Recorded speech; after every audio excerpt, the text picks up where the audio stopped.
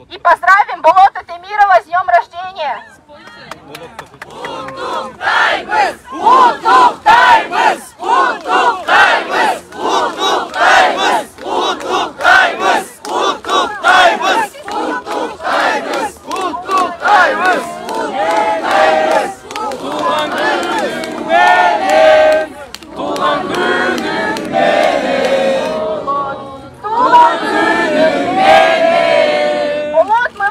Любим, мы ценим каждое ваше расследование и ждем. Вы обязательно вернетесь на свою родину. Вы имеете на это право. Никто не имеет права забирать у вас гражданство.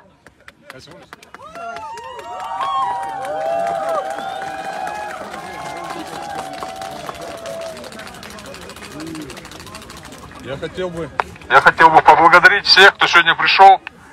Благодаря вам у Кыргызстана есть шанс стать успешной, свободной страной. Сегодня то, что мы видим на Курултае, это собрались одни старики, которые хотят решить ваше будущее. Здесь одна молодежь. Молодежь выбирает свободный Кыргызстан. Старики хотят загнать нас в диктатуру. Мы не дадим этого сделать, правильно же? Почему будущее Кыргызстана в руках молодежи? Почему будущее молодежи решает кучка стариков? Я ничего не имею против стариков, но старики тоже бывают разные. Бывают те, которые открывают дорогу молодежи, которые желают всего самого наилучшего, которые хотят оставить все самое лучшее для своих детей, для своих внуков. Но есть старики, которые жили сами в диктатуре и хотят туда же загнать молодежь, лишая тем самым ее будущего. Поэтому, молодежь, я всех призываю, Кыргызстан это ваша страна, в первую очередь, вам здесь жить. Поэтому никогда не оставайтесь в стороне от политики, от политической жизни страны, потому что будущее сейчас решает, будущее Кыргызстана решают старики, которые хотят лишить вас этого будущего. Поэтому всегда будьте активными, выражайте свою гражданскую позицию. Никогда не оставайтесь в стороне от тех процессов, которые происходят в Кыргызстане. Всегда отстаивайте свои права. Поэтому мы хотим жить в свободном Кыргызстане, там, где наши права будут учтены, где с нами будут считаться, а не где нас будут закрывать, арестовывать и так далее. Все, друзья, спасибо.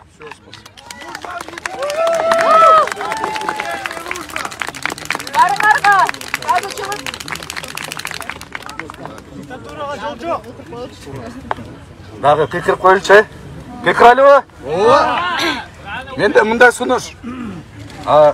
Диктатураға жол жоқ, Ташиевтен қорқпайыз. Диктатураға жол жоқ, Ташиевтен қорқпайыз. Диктатураға жол жоқ, Ташиевтен қорқпайыз. Диктатураға жол жоқ, Ташиевтен қорқпайыз. Диктатураға жол жоқ, Ташиевтен қорқпайыз. Жол жоқ, Ташиевтен қорқпайыз. Диктатураға жол жоқ, Ташиевтен қорқпайыз. Диктатураға жол жоқ, Ташиевтен қорқпайыз. Диктатураға жол жоқ, Ташиевтен қорқпайыз. Түркменистан болмаймыз. Түркменистан болмаймыз. Түркменистан болмаймыз. Түркменистан болмаймыз. Түркменистан болмаймыз. Erkin Kırgızstan. Erkin Kırgızstan. Erkin Kırgızstan. Erkin Kırgızstan. Erkin Kırgızstan. Erkin Kırgızstan. Erkin Kırgızstan. Erkin Kırgızstan. Erkin Kırgızstan. Erkin Kırgızstan. Erkin Kırgızstan. Erkin Kırgızstan. Erkin Kırgızstan. Erkin Kırgızstan. Erkin Kırgızstan. Erkin Kırgızstan. Erkin Kırgızstan. Негізі қараңғы, ол жарықтан өзі қорқады. Жарық қараңғыны жарып кетеді. Осыл үшін мен сіздер бар болғандықта, шында активистер бар болып тұрғанша, Қырғызстанда ешқашан демократия өлмейді. Барыңыздарға чоң рахмат. Біз еркіндік үшін, демократия үшін, еркіндік үшін, еркін сөз үшін аяғына шейін күресеміз. Күресеміз.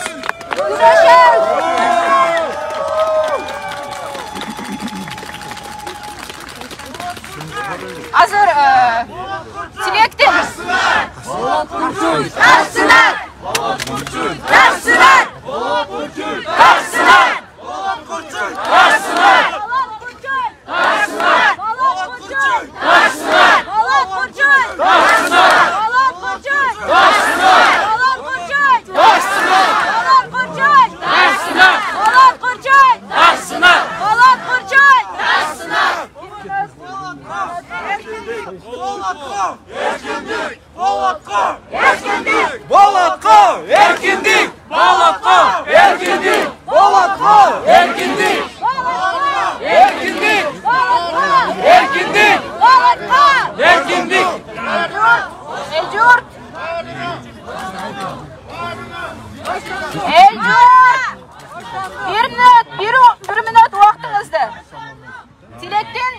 Тилектин сөзүнө кошумча. Темно там, где нет света. Жарык жок жерде караңгылык болот. Ошондуктан ар бирөөбүз жарык алып келип, туура информацияны берип, ар бир жакынкы адамыбызга айтып берсек, балким ошондо оңолобуз. Дагы бир жолу, жарык жок жерде караңгылык болот. Где нет света, там и темнота. Мы сеем свет. Мы всегда за добром. Спасибо большое, что пришли. Спасибо большое, что вы боретесь за свою свободу, за свою независимость. Это очень важно в данное время. Я тоже, как молодое поколение, люблю Кыргызстан, хочу жить в нем и хочу выражать свое мнение открыто. Биз акырындан тарай берели. Диктатуре стоп! Дагы бир жолу милиционерлерге рахмат айталы. Кол чап коелу, бизди коргоп жатат. Рахмат. Милиция биздин тарапта, рахмат. Акырындан тарай берели. Ар бирөөбүздүн үй бүлөбүз бар. Дагы бир жолу ким нырдап туруп тарайлы. Дагы жарыкты күйгүзөлү дагы. Аякы жолу ким, анан тарайбыз. Жарыкты баарыбыз күйгүзөбүз. Жарык, жарык.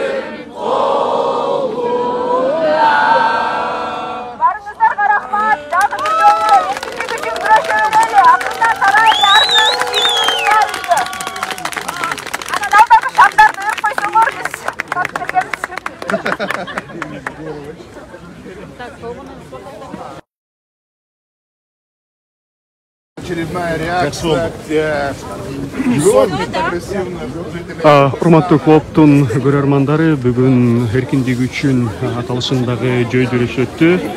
Жүрүштүн катышуучулары жакында эле күч менен Кыргызстандан чыгарылган иликтөөчү журналист Болот Темировду өлкөгө кайтарып келүүнү, Кемпир-Абадтын Өзбекстанга берилишине каршы болгон активист саясатчылардын кое берилишин жана ошондой эле басма сөз эркиндигин чектей турчу мыйзамдарды кабыл албоо талабын коюшту. Башында жөө жүрүш Бишкектеги темир жол бекетинен филармонияга чейин болот деп пландалган.